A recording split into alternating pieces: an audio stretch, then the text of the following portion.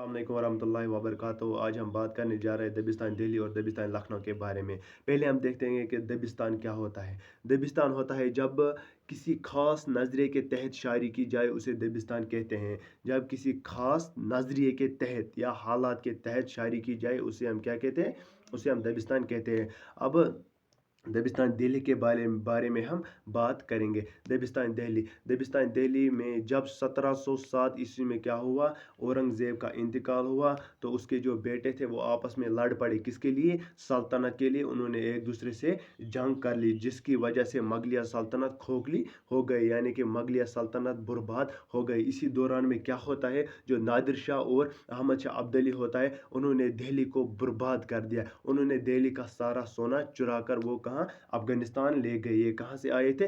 ये अफगानिस्तान से आए थे।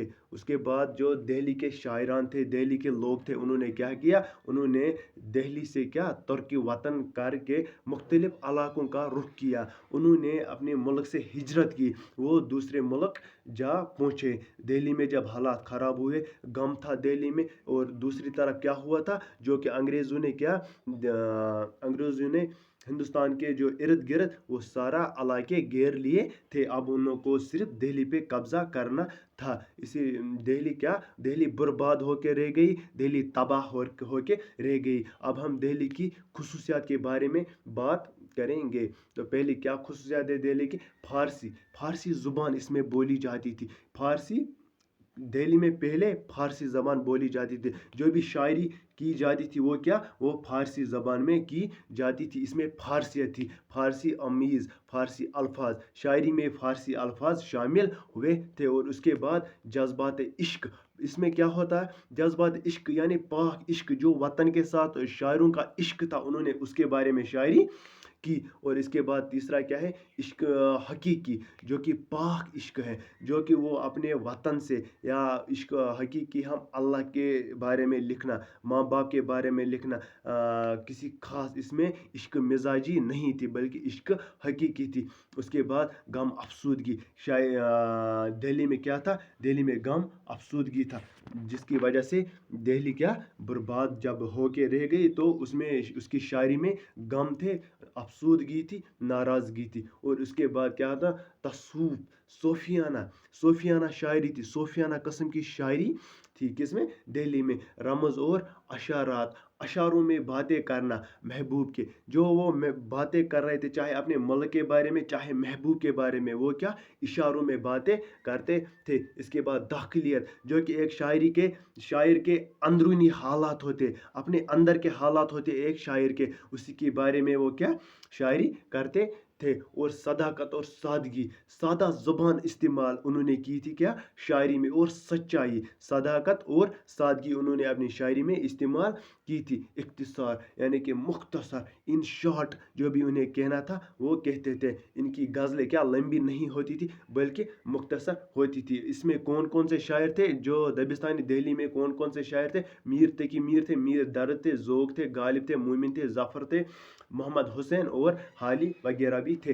लखनऊ के बारे में हम बात करेंगे। दबिस्तान लखनऊ, जबकि दिल्ली में हालात ख़राब हुए, तो वहाँ के जो लोग थे वो बाकी इलाकों में हिजरत करके चले गए। कुछ शायर इनमें से कहाँ? लखनऊ आ पहुँचे, जिसकी वजह से दबिस्तान लखनऊ की बुनियाद पड़ी। लखनऊ में हालात अच्छे थे, ख़राब थे, ज़िंदगी ख़राब नहीं थी, ज़िंदगी क्या महफूज थी लखनऊ में। ऊपर जब दिल्ली में हालात ख़राब थे, तो लोगों को लग रहा था कि यहाँ पर हमारी ज़िंदगी महफूज नहीं है, तो वो कहाँ बाकी इलाकों का रुख करके चले गए।